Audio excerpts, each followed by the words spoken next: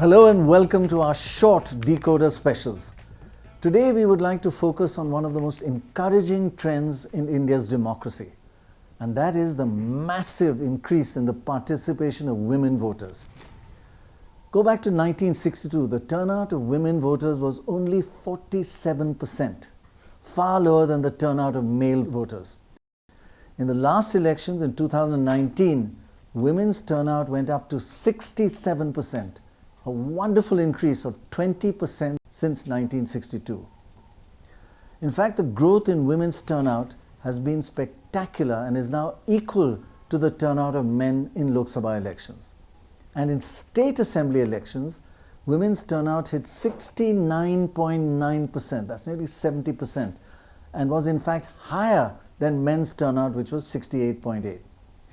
Now, Dorab, how has this kind of huge increase in women's turnout affected politics in India, the campaigning, the way they focus on women? You know, at the beginning, women voted the way their husbands told them to vote, the way the sarpanch told them to vote. Right. So, you know, people weren't concentrating on women.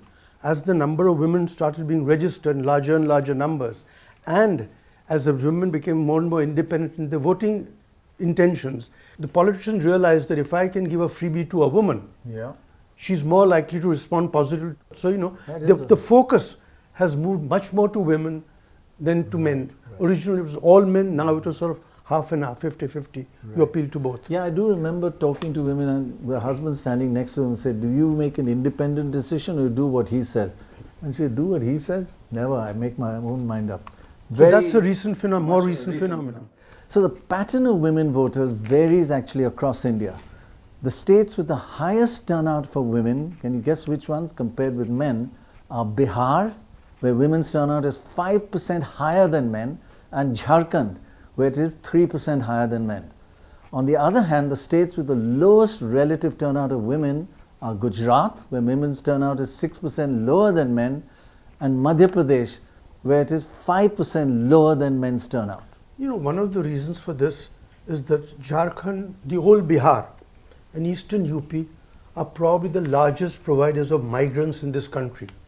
Right. So the husbands go there. In fact, you had done a paper some years ago on how in eastern UP, the turnout of women was so much higher than men. And, you know, I think that is the reason. This is a migration capital of India. A big anomaly that we found and pointed out to the Election Commission in the last election was that over 21 million eligible women voters were unable to vote as they were not registered.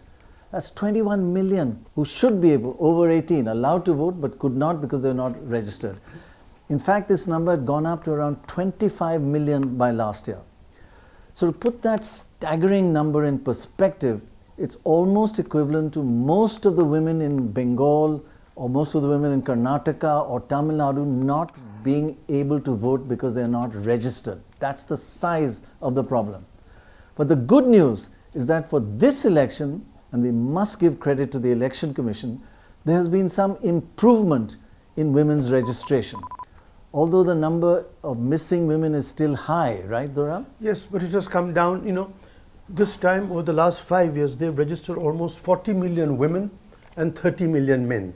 So the gap is closing. I mean, I think they are making more and more efforts because we have been to Nirvachan Sadhan after 2019 and said, you know, this is a problem. So I think they are working towards it, but it is difficult for social reasons, things like that, to get it up much faster. So the number of women unable to vote because they are not registered as voters is now about 17 million, down from the 25 million we were talking about. So credit to the Election Commission for reducing the number of women who are not registered, but let's still push for this number of 17 million to come down further and ensure that all women who have the right to vote are able to vote. That is crucial for our democracy. That's it in this deKoder special. Do tune in for more. Bye for now.